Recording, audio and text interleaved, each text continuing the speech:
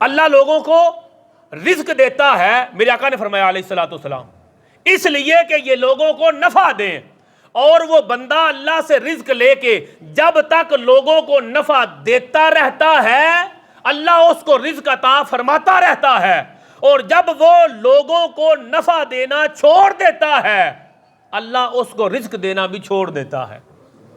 وہ جو ایکسٹرا رزق دے رہا تھا، بندہ کوٹھے بنایا، بنگلے بنایا، گڈیاں بنایا، بندہ کہتا ہے میرا ہے نا، میں نے محنت ہی بڑی کی ہے۔ ارے تو نے محنت نہیں کی، اللہ نے تیرے اوپر کرم کیا ہے۔ میرے آقا نے فرمایا وہ تجھے رزق دیتا ہے اس لیے دیتا ہے تم لوگوں میں بانٹو، اور جتنا بانٹتے چلے جاؤ گے اللہ تیرے رزق میں اتنا اضافہ فرماتا چلا جائے گا۔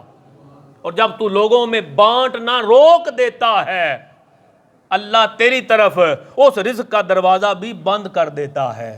اگر چاہتے ہو جو رزق اللہ تمہیں دے رہا ہے اس میں وسعت، خیر اور برکت آ جائے تو اس رزق کو لوگوں میں بانٹنا شروع کر دو۔